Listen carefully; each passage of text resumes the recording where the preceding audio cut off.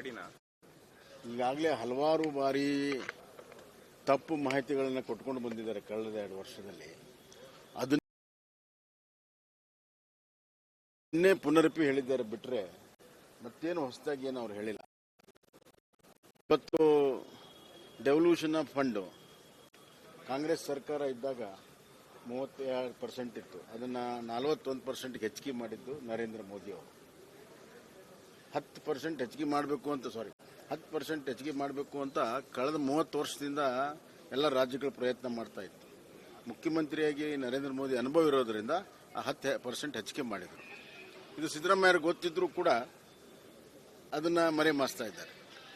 40 ಹೆಚ್ಚಿಗೆ ಆಗಬೇಕನ್ನೋದು ಬೇರೆ ಮಾತು. ನಮ್ಮ ರಾಜ್ಯಗಳು ಯಾವಾಗಲೂ ಕೂಡ ಹೆಚ್ಚಿಗೆ ಕೊಡಬೇಕನ್ನೋಂಥ ವಾದದಲ್ಲಿ ನಾವು ಕೂಡ ಇದ್ದೇವೆ. 40 50 ಆದರೆ ನಮಗೂ ಕೂಡ ಬಹಳ ಸಂತೋಷ. ಒಂದನೇದು. ಎರಡನೇದು, 15ನೇ ಹಣಕಾಸಿನಲ್ಲಿ ಕಡಿಮೆ ಆಯಿತು. ನಮಗೆ 4.6% ಇದ್ದು 3.7% ಆಗಿದೆ ಅಂತ ಹೇಳ್ತಾರೆ. 14ನೇ ಹಣಕಾಸಿನಲ್ಲಿ ಇದ್ದಾಗ ಮುಖ್ಯಮಂತ್ರಿ ಅವರೇ ಇದ್ದರು. 15ನೇ ಹಣಕಾಸಿನ ಫೈನಲೈಸೇಷನ್ ಆಗುವಾಗ ಸಮ್ಮಿಶ್ರ ಸರ್ಕಾರದಲ್ಲಿ ಅಂತಿಮವಾಗಿ ಪರ್ಸೆಂಟೇಜ್ ಫಿಕ್ಸ್ ಆಗುವಂತಹ ಸಭೆಯಲ್ಲಿ 5 ಜನ ಕಾಂಗ್ರೆಸ್ಸಿನ ಮಂತ್ರಿಗಳೇ ಇದ್ರು. ಏನು ಮಾಡ್ತಾ ಇದ್ರು ಅವರು? ತಾವು ಯಾವುದೇ ಹೋಮ್ವರ್ಕ್ ಅನ್ನ ಮಾಡದೆ ರಾಜ್ಯಕ್ಕೆ ಅನ್ಯಾಯ ಆಗಿದೆ ಅಂದ್ರೆ ರಾಜ್ಯಕ್ಕೆ ಅನ್ಯಾಯ ಆಗಿದ್ದು ಅವರಿಂದನೇ. ಇದು ಎರಡನೇದು. ಮೂರನೇದಾಗಿ 5,000 ಕೋಟಿ ಕೊಡ್ತೀವಿ ಅಂತ ಹೇಳಿದ್ರು. ಅಂತಿಮವಾದ ವರದಿಯಲ್ಲಿ ಅದಿಲ್ಲ. ಅಂತಿಮ ವರದಿ ಇಲ್ಲದ ಕಾರಣದಿಂದ ಅದು ಬಂದಿಲ್ಲ. ಆದರೆ ಅದರ ಬದಲು ಇವತ್ತು ಬೇರೆ ಬೇರೆ ರೀತಿಯಲ್ಲಿ ಅನುದಾನ ಬರ್ತಾ ಇದೆ. ಮತ್ತೆ ಒಟ್ಟಾರೆ ಡೆವಲ್ಯೂಷನ್ ಆಫ್ ಫಂಡ್ಸ್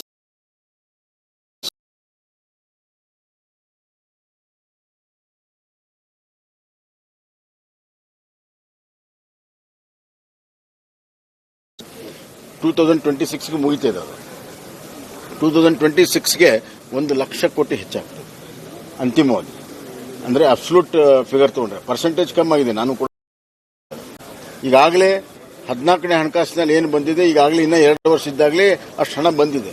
ಇನ್ನು 2 ವರ್ಷ ಬರುವಂತದ್ದು ಹೆಚ್ಚುವರಿಯಾಗಿ, ಅಂದ್ರೆ ಅದು ಕಂಪೇರ್ ಮಾಡಿದಾಗ ಹೆಚ್ಚುವರಿ ಆಗುತ್ತೆ.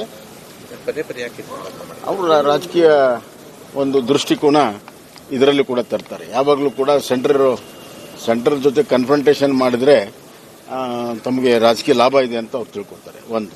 ಎರಡನೇದಾಗಿ, ಕೇಂದ್ರ ಹಲವಾರು ಯೋಜನೆಗಳಿಗೆ ರಾಜ್ಯ ಕೊಡ್ತಿದೆ. ಉದಾಹರಣೆಗೆ ರೈಲ್ವೆ. ಕಳೆದ 4 ವರ್ಷದಿಂದ ರೈಲ್ವೆದಲ್ಲಿ ಪ್ರತಿ ವರ್ಷ 7,000 ಕೋಟಿ ಕೊಡ್ತಾರೆ. ಕಾಂಗ್ರೆಸ್ ಇದ್ದಾಗ 700 ಕೋಟಿ ಕೊಡ್ತಿದ್ರು. 7,700 ಕೋಟಿ ಈ ವರ್ಷ ಕೊಟ್ಟಿದ್ದಾರೆ. ಅದಕ್ಕೆ ಮ್ಯಾಚಿಂಗ್ ಗ್ರಾಂಟ್ ಕೊಡೋಕೆ ಇವ್ರಿಗೆ ಆಗ್ತಾ ಇಲ್ಲ. ಹೈವೇಸ್, ದೊಡ್ಡ ಪ್ರಮಾಣದಲ್ಲಿ ಹೈವೇಸ್ಗೆ ಇವತ್ತು ಕೊಟ್ಟಿದ್ದಾರೆ. 30,000 ಕೋಟಿ ಕಳೆದ 5 ವರ್ಷದಲ್ಲಿ ಬಂದಿದೆ. ಹೈವೇಸು, ರೈಲ್ವೆ, ಮತ್ತೆ ಕೇಂದ್ರ ಇದು ನಮ್ಮ ರೈತರಿಗಿರುವಂತಹ ಇನ್ಶೂರೆನ್ಸು, ಆಮೇಲೆ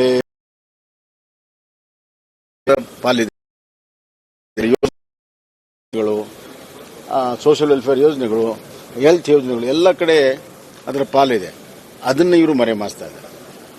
ಒಟ್ಟಾರೆ ಅವರು ಗ್ಯಾರಂಟಿಯಲ್ಲಿ ಏನು ರಾಜ್ಯವನ್ನ ಆರ್ಥಿಕ ಸಂಕಷ್ಟದಲ್ಲಿ ನುಗ್ಗಿದ್ದಾರೆ ಅದನ್ನ ಮುಚ್ಚುವಂತದ್ದು, ಮತ್ತೆ ಅದಕ್ಕೆ ಈಗ ಪರಿಹಾರವನ್ನು ಹುಡುಕೋದ್ರ ಸಲುವಾಗಿ ಕೇಂದ್ರಕ್ಕೆ ಒತ್ತಾಯವನ್ನು